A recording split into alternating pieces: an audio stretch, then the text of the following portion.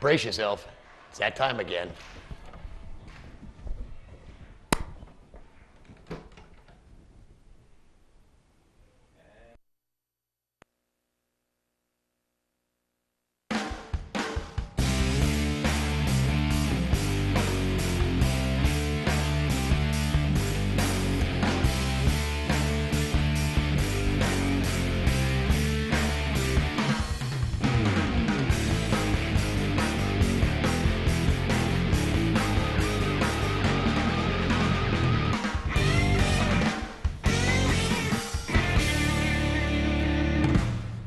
One 877-485-2620.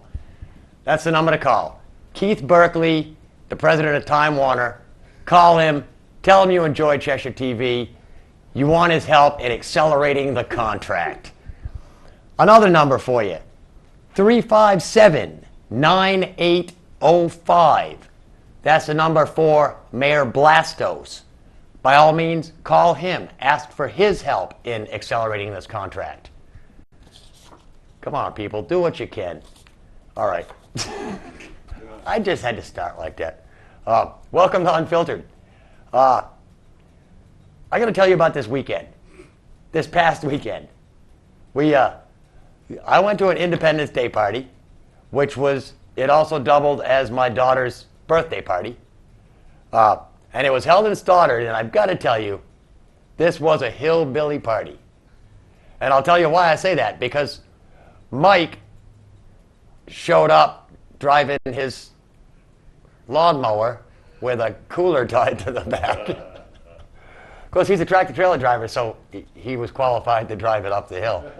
But, and he didn't drive it home. So, but yeah, we shot off the most amazing fireworks show with only a couple close calls. Yeah. But we did learn that the mortars that you buy have to go in the tubes that they come with, because if you put them in a bigger tube, they don't go as high. And sometimes they only go like 10 feet before they blow up. But yeah, it's... But if you're a professional like Mike and I are, and been doing it for 10 years anyway, you know that, yeah, you light them and turn your back as fast as you can, and that's... Because we don't get to see much of them. No. We usually see the ground as we're running away. And after that party, I had a great idea for a business. I want to open a bar that serves nothing but Jell-O shots. What do you think? Yeah, I think that'd be great. And that... What, the motorcycle going by? Yeah, it was kind of loud. Yeah, it was only one. Okay. But, yeah, it wasn't Gino's band of guys. Your daughter got into it this week. My daughter made 400 Jell-O shots. My God, and there's probably still some up there. Oh yeah, there's still a lot in the crisper. But yeah, nothing like Jell-O shots. We shot the fireworks, bunch of Jell-O shots, and then the hot tub. Oh, the band played too. And we had the band, and I got to do some stand-up comedy, which was fantastic. So it was in the hot tub. It was a lot of fun. The hot tub in the rain. Yeah. Somebody said it's raining out. It's like, who cares? We're in the hot tub. So I don't know. It was a great weekend. A great party. You spent the night, which was good. Oh yeah, yeah. That was, I drank more last night than I probably, or that night than I probably had drank in the past 5 years put together. Yeah. It was wild, but I had planned to stay, set up the tent, and it was great. Another thing I got to say in my opening, I want to thank Kat from the show Choices for the great job she did resetting the studio last night. Came in here and it was so easy to set up today. So, all right, on with the news. From Sunday's paper, a story that kind of bothered me. It says, death penalty challenged in case of officer's killing. And it's from Manchester, and it's the guy who's on trial for shooting Officer Michael Briggs. And apparently they're challenging the death penalty on the grounds of some of the wording in... what does it say? One of the latest motions challenges the aggravated factors prosecutors have laid out, hoping to show why Addison deserves death if convicted. Addison's lawyers argue that the factors are too broad. For example, the Attorney General's office claims Addison killed Briggs to avoid a lawful arrest and that he created a grave risk to others while committing the crime. But defense lawyers argue that the terms lawful arrest and grave risk are too vague. Come on. I don't care what the circumstances. If you shoot a cop, you should be given the death penalty. I'm sorry. And it's more crap to just slow the process down, and there's no need of it. Waste state money is what it is. Anyway, I'm not going to go off because it'll get warm in here fast. And I found a good one from out of Leominster in Monday's paper. It says wind farm project slated to be finished by next year. And they're apparently the Leominster Mountain Ridge Line, when the project is complete, will have a dozen 400-foot tall turbines. And they'll generate enough electricity in a year to power roughly 10,500 homes. Wow. Which is fantastic. That's great. Power them for free. The wind, and of course it's been fairly windy around here the last week or so. We could have pumped out a ton of power. It says the U.S. has a lot of wind, and it's one of the resources we're starting to take advantage of. There is no wind OPEC. No one owns it. It's free and it's clean. So in Maine and Vermont, commercial wind farms have been built in the past 2 years, and several others are in the early planning stages. Good deal. So that's one of the best pieces of news that we could ever hope for. You know, get away from coal and other means. And by all means, look into hydropower. Nobody owns that either. And we could get free power there.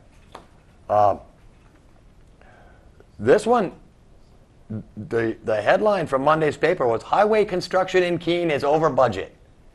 I didn't cut out the article because, I mean, who would have guessed? You know? Of course it's over budget. They're doing 50 jobs at one time. Nobody can drive.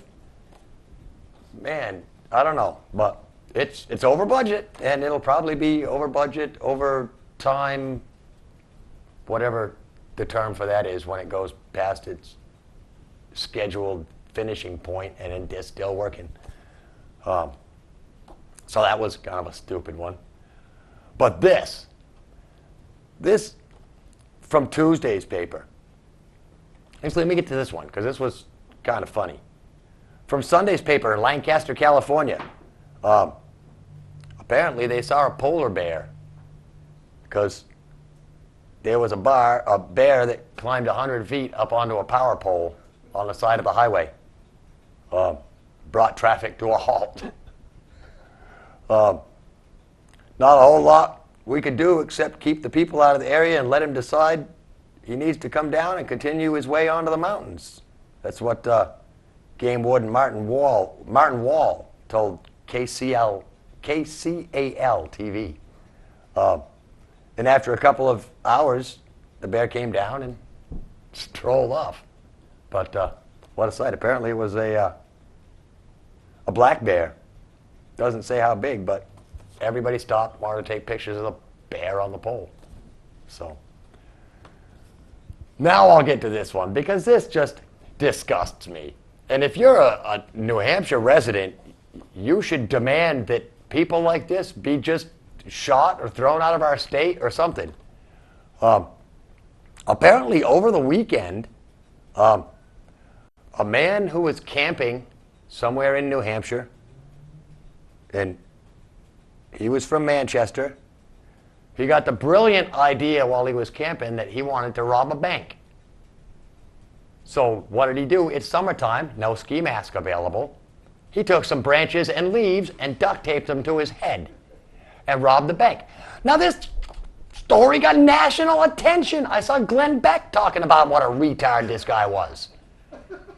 If New Hampshire wants to be the best state in the country, we've got to round these people up and get rid of them. Because even with the disguise, he was recognized and arrested. So, man, apparently money can't grow on trees. It's another one that was kind of funny. Both of these are from Tuesdays. This one, downright, what a waste of time. Seems Monday afternoon the NAACP held a funeral for the N-word. Did you see that? That was stupid. I mean, how crazy do you have to get? It's a word. It's no different from any of the other words that, I mean, I could cite them off, but instead of me citing them off, just watch a few episodes of All in the Family. And Archie Bunker covered them all. Yep. And they're words. And yeah, I mean, so now, instead of the N-word, now we've just got white scumbags and black scumbags. But we've still got scumbags. Yep. You know? I mean, so why not have a funeral for the word scumbags? Or maybe a funeral for the word war? That's a good one. You know? How about a funeral for the word war? Or for the word government? Or for the word Bush? Or hunger. Hunger. Or hunger, Poverty. yeah. Poverty. Yeah, poverty. And I mean, hunger pains come in many forms. I mean, people hunger for all different things in life. But I don't know, and lately it's not, the N-word's not a problem for white people, it's the black people that are actually using it more than the white people. So I don't know, because I don't run around calling myself a honky. Me and my honky friends taking off, hanging around on the corner, Called me a redneck. shooting dice. I called you actually, no, I didn't say redneck, it was actually hillbilly when I referred to you, Mike. Because it was a hill.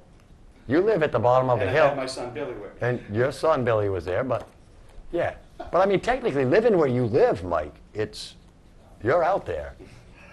You're out there. In more than one way. You basically don't have running water, man. No. See, that's a little country, brother. So, all you gotta do is learn to play the banjo. We'll be all set. This next story from Orem, Utah. Apparently a 70-year-old woman said she couldn't afford to water her lawn because of the water prices. She was arrested and thrown in jail. Yeah. When an officer knocked her, because she's violating a city ordinance, that your lawn has to be green or something. Which is stupid to me because if you're conserving water, especially in Utah, for God's sakes, save the water. You don't get enough as it is. Spray paint it. But yeah, it says when an officer knocked on the door, she refused to identify herself or accept a citation for not watering her lawn. This was a 70-year-old woman. As the officer tried to take her hand, Perry tripped on the front step and cut the bridge of her nose. There she goes. Lawsuit. Big time lawsuit right there for, apparently she wasn't resisting. She was just, well, I guess refusing to go would be considered resisting. But she was eventually handcuffed, taken to jail, and she spent more than an hour there before officials decided that custody was inappropriate. You think? I mean, I thought it said the officer. It says the officer's name was not released. Of course it wasn't. I think it said he got suspended. I thought it said, yes, the police officer who arrested Betty Perry was suspended. So, and each officer learns over the course of a career that tactics and responses are not absolute in each situation. So it's why I'm live and learn, kind of, beat up an old lady and then we suspend you and figure out that that's not good. All right. I just got a couple more in the news. This one, I don't know if Greg can get a shot of this, Bruce, but I got to show this picture. I can get it. If I can. I got it this way. This way. But this is from Pennsylvania, and it seems that at a construction site, a wrecking ball came loose and rolled down North Main Street through the town, smashing into cars, and finally came to rest in this guy's trunk in an intersection. So imagine what this guy must have been thinking, sitting there at the intersection on his cell phone, drinking his coffee, when this 1,500-pound wrecking ball lands in the trunk.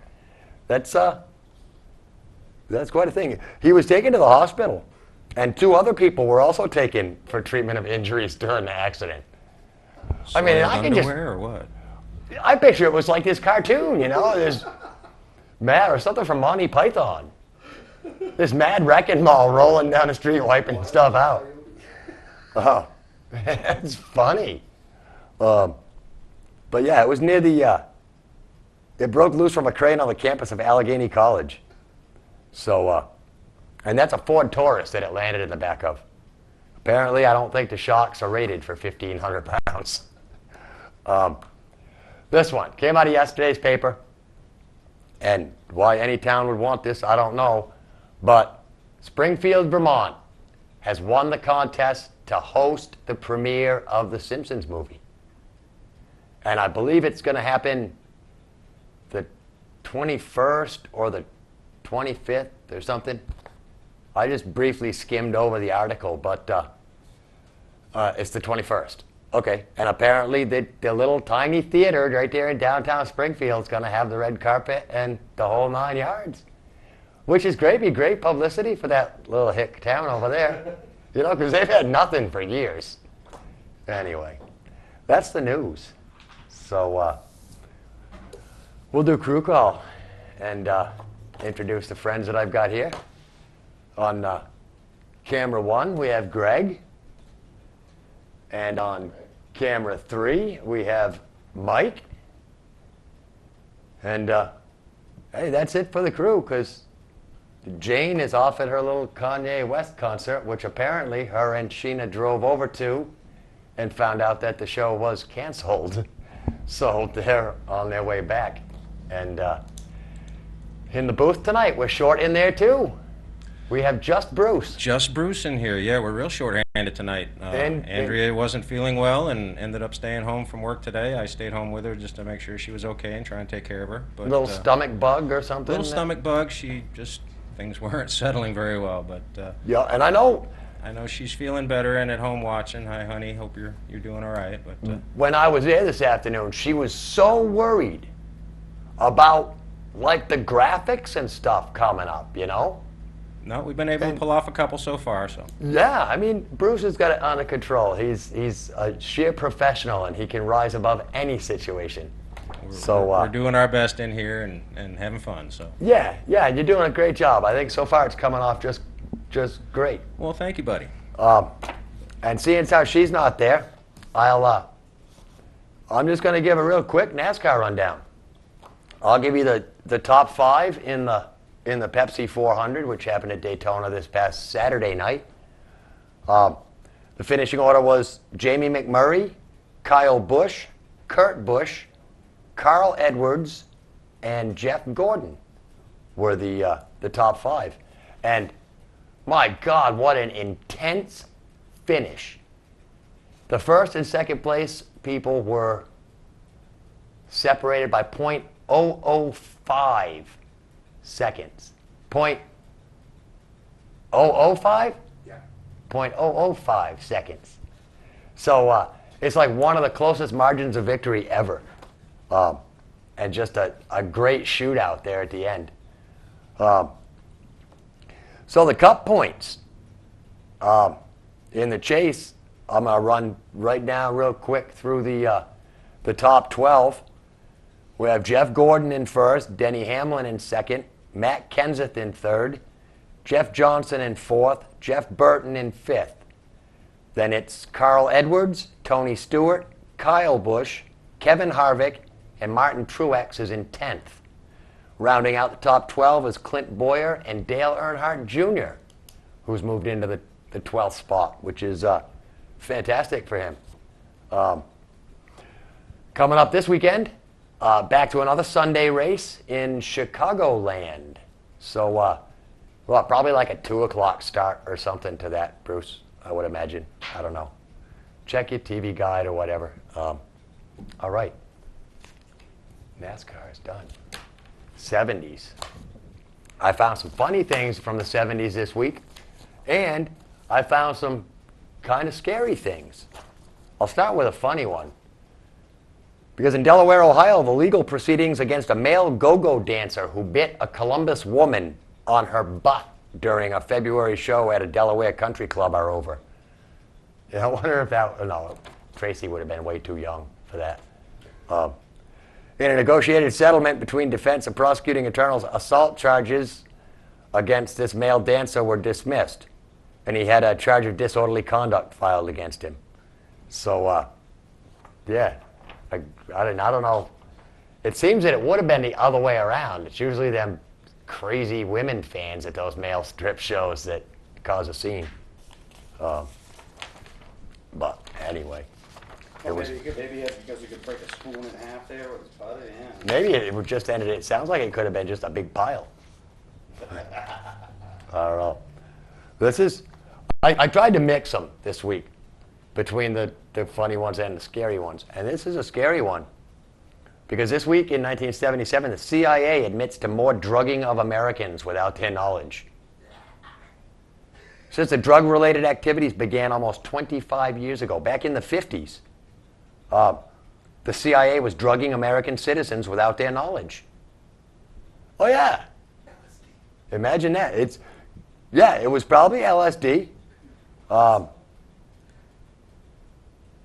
Said the press secretary Jody Powell said the documents unearthed by the CIA revealed the druggings took place between 1953 and 1964, but were discontinued more than 10 years ago, which would have been 67. The documents revealed some of the persons chosen for experimentation under the so-called MK Ultra program were drug addicts or alcoholics, and that there was research on surreptitious methods of administering drugs. Surreptitious? Yeah. It's a big word, but I got it out. You sure did. What else does it say? According to previous disclosures, Frank Olson leaped out a New York hotel window in 1953 in a suicide plunge while under the influence of drugs secretly administered by the CIA. So far as I know, the CIA doesn't know of any deaths in the cases disclosed Friday, Powell said. But yeah, I mean, he said there were these types of activities, possible additional cases of drugs being tested on American citizens without their knowledge. Research was undertaken on different methods of administering drugs. Some of the persons were addicts and alcoholics. Research into this development of a knockout or K drug was performed in conjunction with work being done to develop painkillers for advanced cancer patients, and tests on such patients were carried out. So, yeah, I mean, the CIA was into like some crazy stuff, and nobody knows. The only thing that the people of America know is what the media tells them. You know, otherwise government could be doing all kinds of crap. We buy stuff off the shelves and put it in our mouths. And who's to say the government hasn't tainted everything, you know? Oh well. This I thought was cool because we talk a lot about Utah. I compare a lot of the ways that I think New Hampshire should be to Utah for some reason. And in 1977, the state of Utah said that signs warning about the hazards of drinking must be posted on the bar, not the barmaid. Because they passed a law earlier in the year requiring that all state liquor stores and private clubs where liquor is sold by the mini bottle, which was how they sold liquor, when you wanted a shot, that's what you got. You got a mini bottle poured into a glass. They had to post warning signs similar to the ones that were found on cigarettes. And the warnings read, "Warning, the consumption of alcoholic beverages purchased in this establishment may be hazardous to your health and the safety of others." The State Liquor Control Commission even printed up official signs, but a few liquor outlets came up with a better idea. T-shirts for barmaids with a warning on the front. So, but yeah, they had to post warnings in in the bars. Excessive drinking may cause stupidity. Yeah, and it may be harmful to others. So, all right. This I found funny just because it was 30 years ago. 30 years ago, from Cambridge, Mass., they said airbags and seatbelts are headed down the same path as the dodo bird, extinction. Imagine that. Scientists. Yeah, a specialist on human injury tolerance. Dr. John D. states, predicts the belts and bags will be replaced after 1980 with new car interiors designed for safety. I don't know what kind of new car interior they had, maybe all made out of bubble wrap or something. But, I mean, yeah. Says airbags won't last because they must be replaced often at high cost. And new restraint systems may be technically possible at a lower cost and increased reliability. So, yeah, apparently scientists, you can't trust what scientists say. I got an idea. Why can't they make it like in Demolition Man? Remember that movie? Sylvester Stallone. Oh, well, you just get trapped in a little cage? No, that's kind of stupid. Like foam. That's kind of stupid. Here's a funny about a funny story about a robber. In Los Angeles back in 1977. And it says the thief who made off with a suitcase from the storage room of the Gala Motel should realize by now that he will be in more than the customary amount of trouble if his victim ever catches him. And it says the thief probably wouldn't want to even be in his victim's shoes. And not just because he robbed the guy, but because the shoes were size 23. And the rest of the wardrobe could have given the guy a little bit of pause too, because suitcase belonged to a man named Andre Rousimov, a professional wrestler known as Andre the Giant. That's right. Some big shoes to fill there. Yes. Says Andre stands 7'5" and weighs 480 pounds, and the $7,700 in cash that was in the suitcase had to be earned grunting and groaning, bruising and being bruised on a tour in Japan. The police said they're looking for the thief, who could sensibly hope detectives find him before Andre does. Yeah, you got to make sure of who you're stealing from. Steal from people smaller than you. Now you know. Florida averages about 120 thunderstorms per year, while Los Angeles only gets about 4, according to the Oceanic and Atmospheric Administration records. So, now you know. And this was kind of a funny story, from out of Portsmouth, England.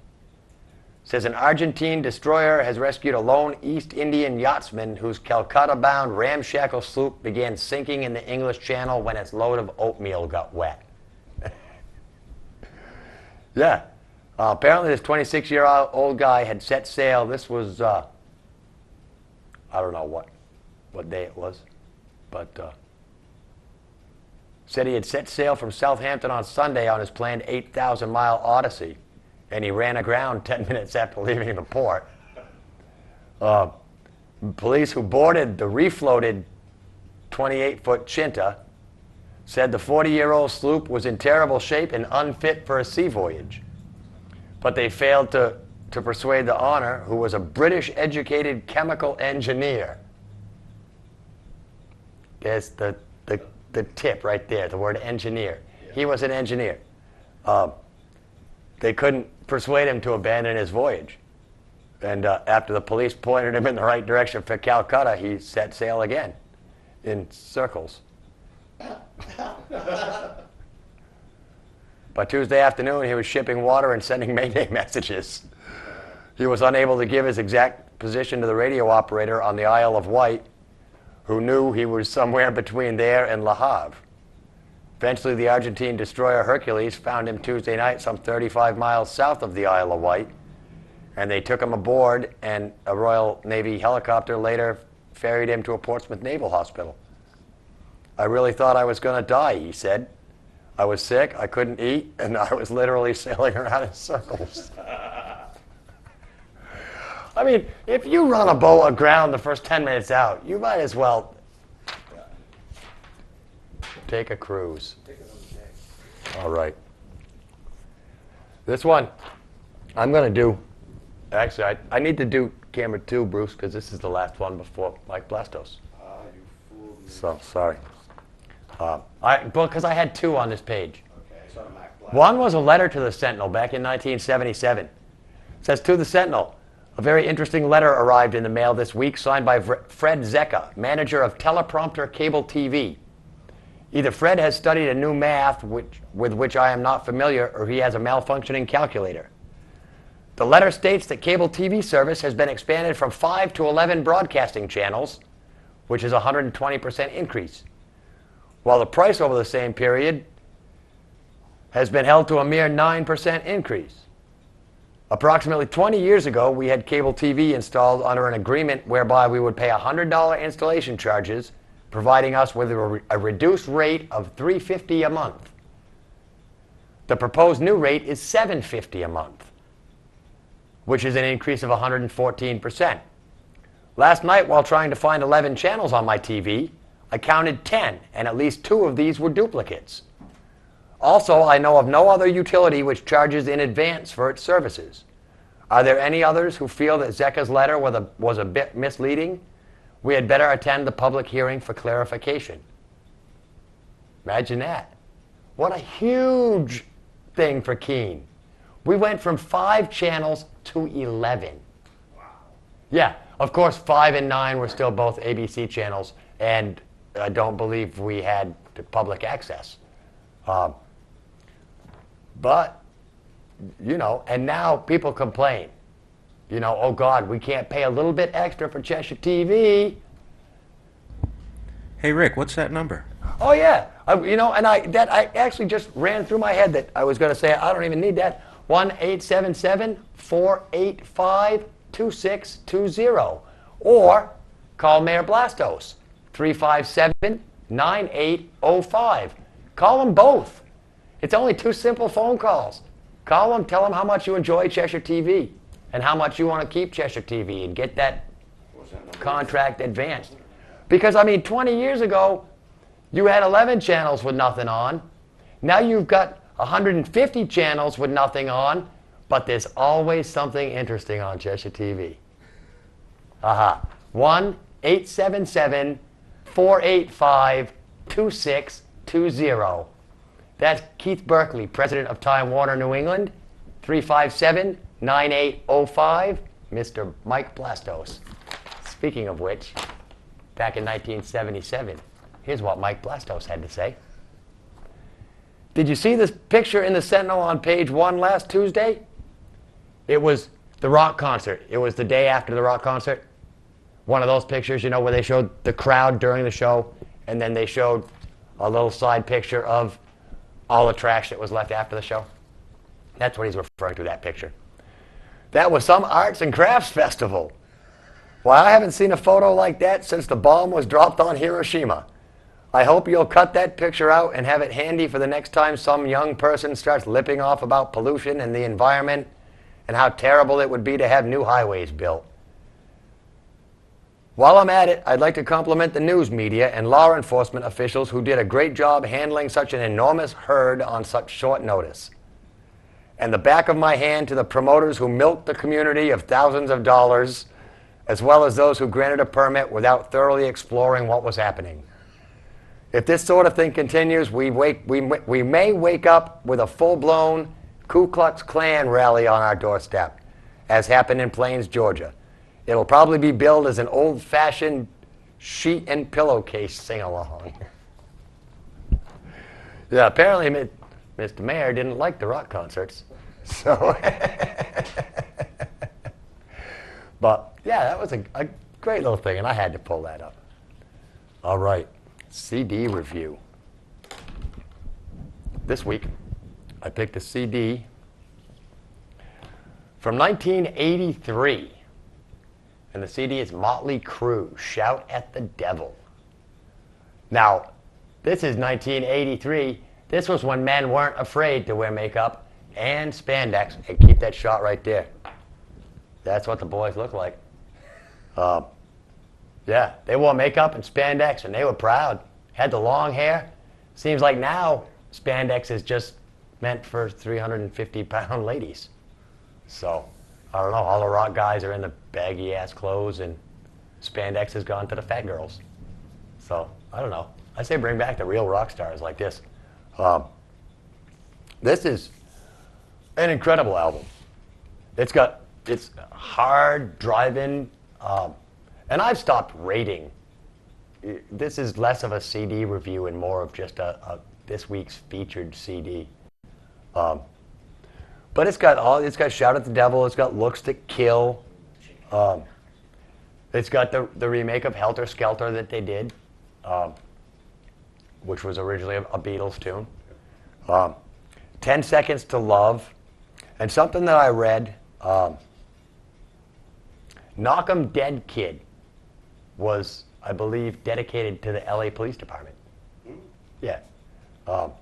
And this is a remake. It's a Crucial Crew is what it is. So it's remastered, and it's got bonus tracks like a Shout at the Devil demo, a Looks That Kill demo, a Hotter Than Hell demo. But I gotta say, this band was one of the bands that MTV helped to make famous. Back when MTV was first getting started in the early 80s. Motley Crue was one of, along with Van Halen and David Lee Roth and the bands that were all forming at the time that MTV became popular. MTV was actually their elevator that shot them right to the top. And I think it was the video for Livewire, where it had Nikki Sixx, the bass player, with some thigh-high leather boots on, and they were on fire. And he gave an interview talking about they're shooting that scene, and the fact that they set his boots on fire, and then the guitarist Mickey Mars picked up the can of lighter fluid and kept squirting it. He thought he was going to burn to death. A little bit of trivia. Do you know the first video that ever played on MTV? Oh my God. I don't remember, no. Video killed the radio star. By the Buggles. Yeah. Really? Yeah, that was Oh, no doubt. All right. But definitely, Motley Crue, Shout at the Devil, Crucial Crew. And they've taken all their old original albums and kind of remastered them into this Crucial Crew stuff. So, all right, out and about. Where am I going? Right here. I'll start out with birthdays, because I've got 4 days worth of birthdays here. I don't know why. July 9th, actor Brian Dennehy was 69. Ah, I know him. Actress Kelly McGillis from Top Gun. Ooh. Oh my God, I used to have such a crush on her. Yeah. And I was so jealous of Tom Cruise because he got to kiss In her. that white shirt, yeah. She's 50 years old. I haven't seen her lately. I wonder how she looks. And Fred Savage is 31. He's the little kid from the Wonder Years. Wonder Years, yeah. July 10th, Ron Glass was 62. He played the black guy on Barney Miller, and I can't think of his name. Harris. Harris, Yes, yeah, he played Harris. Yeah. Arlo Guthrie on July 10th was 60 years old. Happy birthday, Arlo. July 10th, actually on his birthday, they released his newest album, which I'm waiting on from his publicist. And as soon as I get it, we're going to review it right here on this show. Also on July 10th, Jessica Simpson is 27. So she's just a kid. Wow. July 11th, Brett Summers is 83. And she's an old actress. I can't remember what she used to play. No, she's a comedian, eh? No, she was an actor. You're thinking of Brett. You're thinking of somebody else. Brett Summers is an old actress. And an old actor, Tab Hunter, turned 76 on July 11th. And I remember the names, and I can't place those. Andrea said Tab Hunter was one of those pretty boy actors back then. Also on July 11th, Richie Sambora, Oh, yeah. guitarist for Bon Jovi, turned 48. And Lil Kim turned 32. So even she's getting up there. Yeah, she is. You know? Today's birthdays. Bill Cosby turned 70 today. Wow. Yeah, still going strong. Yeah, lives down in Mass. Yeah, he does live in Mass. Christine McVie Oh, from Fleetwood Mac, 64. My God, I didn't realize that those guys were that old. Richard Simmons, 59 today. Little exercise guru. His shorts keep getting shorter every single year. You know, because he keeps hiking them up Shrinkage. every little year. And Topher Grace is 29. Topher Grace is Eric from that 70s show. Oh, okay. Yeah. So those are this week's birthdays. Happy birthday. For entertainment this weekend, am I still in one? All right. Still in three. I'm still in three, John's sorry. birthday was last week. Yeah, I announced that last week. At the hot spot this week is a band called Roadhouse. And that's all really, I believe McHugh's has a DJ. I can't remember what the name was, but they've got dancing to a DJ on Saturday night. Northfield Drive-In has Harry Potter and the Order of the Phoenix, along with Ocean's 13. So if you want a great family night out, the drive-in's always fun. Another thing you could do for fun over the weekend, Saturday night, 6 p.m., right down on Route 10 in Winchester, Monadnock Speedway. Go out and enjoy a race. You know, it's a lot of fun, the entire family. So, you know, find something to do. It beats sitting home on the weekend, you know, and just hanging out doing what you always do. How they like All it. right. Yeah, well, your house is nice. But, all right. I saw an article in Sunday's paper. It blew me away. Because this is exactly what I feel. The younger you act, the younger you feel. And now, apparently, it's all the rage. This article says, today's adults growing down. From Washington, it says, on a recent mid-afternoon, 2 park rangers take time off for cupcakes. Yeah. $3 gourmet chocolate cream cupcake, one of them had. The other one had a peanut butter on chocolate cupcake. And to drink, one of them said, I had a big glass of milk. Yeah, cupcakes and milk in the middle of the afternoon. Or how about this? The World Adult Kickball Association. Ooh. Remember kickball? Yeah. With the rubber ball? Yeah. And you play it just like baseball, only you roll the ball down and boot it. Yeah, for adults. World Kickball Association for those over 21 was launched over beers a few years ago by a handful of guys.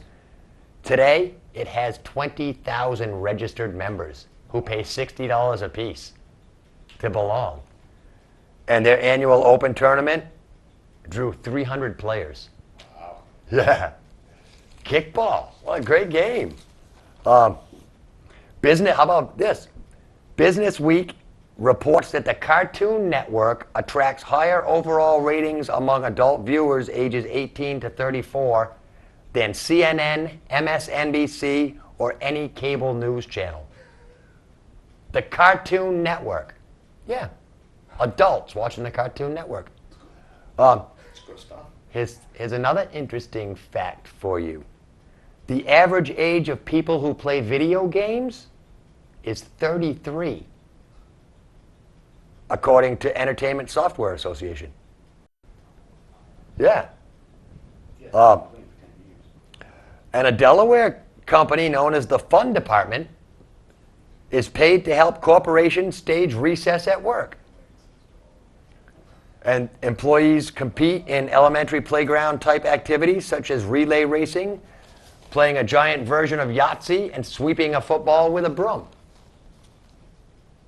The 2-year-old firm believes that child's play among coworkers creates happy employees and supports team building, morale, and motivation, and fun, for fun's sake. Yeah, happy employees. 15 minutes in the afternoon, go out and play a little game of kickball, play a little tag. That's another thing. In Kansas, the Tag Institute was founded to encourage adults to play tag. Yeah. Heck, at my age, I'd be happy if they just bring back nap time, man. Nap time would be good. I mean, yeah. With or without the diaper. Other fun department exercises include silly string wars, squirt gun games, and the boss toss, in which employees catapult a stick figure that looks like an executive into a trash can. The website lists DuPont and QVC among the company's clients for this this fun department company. About a Foursquare organization for adults in New England, or a league of grown-up stickball teams in New York. And this, you know, I actually saw some of this the other day. Competitive rock, paper, scissors on ESPN. It's like a sport. Apparently they like ice their fingers down and like rap and, I don't know, the pain shot if necessary. I don't know. And what's the training for that? I don't know. God, it's pretty stupid. But yeah, it shows cupcakes. There are little cupcake cafes popping up. A 34-year-old guy named Ian Hall, a Washington area computer technician and avid kickball player, says all his life he's been told to grow up, and part of you just wants to grow back down. So yeah, and I remember when my kids were growing up, you get to those years where Christmas time and birthday times, you're not so much looking for presents for them as you're looking at cool stuff for you to play with, you know? I mean, it's wild. But yeah, act young, you know, laugh, skip. There's an actual website that promotes skipping, you know? And what kind of a world would this be if everybody skipped everywhere they went, you know? I just think it would be fun. All right. Has anybody seen this new iPhone thing that just came out? The iPhone. And I saw one the other day. Because guess who? I'm probably the first person in Keene to get one. The Boy Wonder. Oh yeah, I saw Nate the other day, and he was showing me this set that he's doing over there in Brattleboro High School. And he says, oh yeah, he says it's being done by Gemini Graphics. A huge print is what they're doing. And then he's going to mount it, basically like we did with the flats. But he says, here, this is what it looks like. He whips out his iPhone. I mean, these things are $500, and it's a kid who just graduated high school. And the thing is cool. I got to tell you, he says, you listen to the music. He says, it shows on the screen the album cover. Yeah. And he says, if you want another one, you just flip. And it looks like you're actually flipping through albums. And you just touch the screen and neat. But I mean, who needs it? I don't get service with It's like instant. I mean, it's the whole instant gratification thing, you know? You have to wait and, wow, I'm down that far already? Yes, sir. All right. The hell with the Boy Wonder. He's gone. Who cares? But first person in Keene that I knew that got a thing. Speaking of phones, I've had a few people ask me about bringing the phone calls back. Not a chance. The phone calls were fun and all, but my point with not bringing them back, it's all about accountability. We're demanding accountability from our government these days. We're demanding accountability from everybody. So here's the deal. If you've got something to say, you want to say something on Unfiltered, you want to be unfiltered, email me and tell me you've got something to say. We'll bring you on the show. You say what you got to say, but you're going to show your face saying it. I get out here every week and say the things I say right to you. You see my face. I don't deny the things that I say, which got me in hot water with my sister because of the whole month ago. I did the whole thing about, no, it was more than a month ago. That was 2 months ago. I did because the guy during the phone call asked about the rappers. And I said I like Snoop Dogg, but not Dr. Dre, because Dr. Dre was fat. And he said, why don't you like Dr. Dre? And I said, because I don't like fat people. And my sister's a little on the... All right, never mind. She lives in Stoddard. She won't see it. But she's a little on the big side, which sounds kind of funny. But it's all about accountability. If you want to say something, be proud and say it. You know? Don't hide behind your phone. That's all I'm saying. And that's why the phone calls won't come back. It opened up too many anonymous. And as soon as I closed them, people said, you know, you're filtering your audience. No, I'm not. If you've got something you want to say, email me. Come on the show. We'll talk about it. But people will see your face doing it. All right. One of the things that Glenn Beck was kind of talking about last night was how the media tends to lead us away from issues that are important, such as we've been watching Paris, and we've been watching IMUS, and we've been watching wildfires, you know, and all the talk about global warming.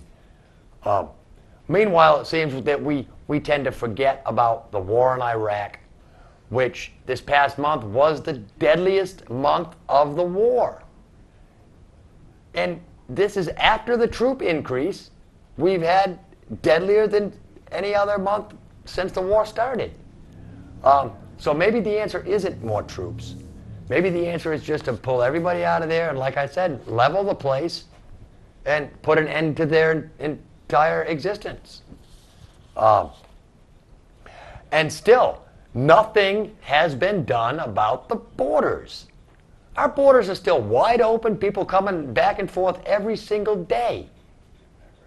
But yet we're fighting this huge war on terrorism, and you can't fight a war on terrorism unless you have a closed country. It burns me up that we won't do anything to close our borders and keep the illegals out of here, but yet they'll come on the news today. President Bush got on there and was talking about how Al-Qaeda is building up, and you know, that could be all crap, because the American people are at the point where we want an end to this thing. And the only way for him to keep it going is to tell the American people, oh no, you still have to be afraid. Al-Qaeda is huge. Oh my God, they're putting out tapes left and right. But Glenn Beck showed a clip of one of the Al-Qaeda guys, not Osama, but his next one down. And the transcripts of the tape say that he's talking about how the insurgency is in trouble and they're on the run. And they have to jihad or whatever the hell they do, you know, to get themselves pumped back up. But, you know, the best way to protect the country is for all of our soldiers to be in the country. Yeah, that's right. You know? And just not, you know, looking at every single person that comes into the country. And I don't care if it backs up airlines forever. You know, that's what you have to do. Every person that comes into this country. And you have to have only certain points of entry. You can't just, you know, Stroll across. yeah, you can't just let people stroll into your country without announcing who they are or where they come from or what their intentions are. Anyway, it's dumb. So, but the media seems to give us the points up here. You know, this week it's little tidbits about the war, and then you don't hear anything about the war for 2 weeks, 3 weeks, because Paris has been arrested again, or some rapper, you know, wants to throw a party until 4 o'clock in the morning, but the bar's only open till 2, and there's big problems there. You know, but there are bigger problems. You know, the war is still going on. The border is still open. You know, there hasn't been a terrorism attack in the United States for so long. Homeland Security, apparently all they're good for is, color coding things. Which would make them great if they worked for like the Garanimals company, where they could put the clothes together for the little kids. I don't know. No, today's orange, today's blue, today's, 2 lions or 2 monkeys. But yeah, and why the media helps the government do this, I don't know. But you see stories that have nothing to do with any of the important matters, All right, the last thing no, I won't do that one. That one's stupid. That was kind of stupid. This one I want to read because I only got a couple minutes left. Bruce found this actually on the internet today. It's from Roswell, Georgia. Says automatic toilet tissue dispenser is ready. Now this is a story about lazy people is what this is. When you are too lazy to reach over and roll the sheets off the toilet paper dispenser, that's lazy.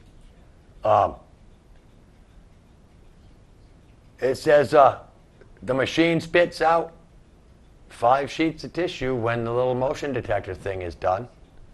And they're hoping, Kimberly-Clark is hoping to capture more of the $1 billion away-from-home toilet paper market.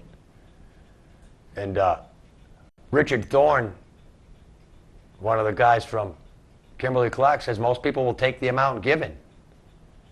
And the company decided the best length is about 20 inches, or precisely 5 standard toilet paper squares, though the machine can be adjusted to churn out 16 inches or 24 inches, depending on demand. Yeah, apparently you wave your hand under the thing and out comes the toilet paper.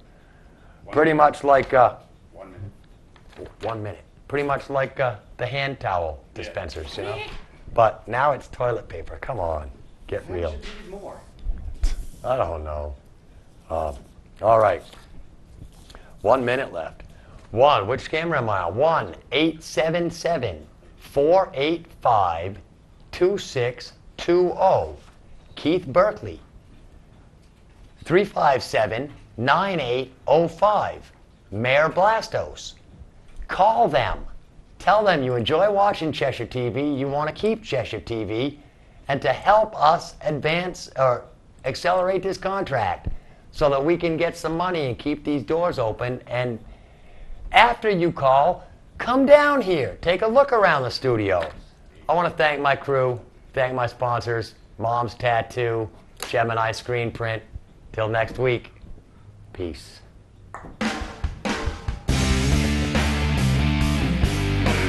That was kind of a rushed up ending. I had too much stuff to do.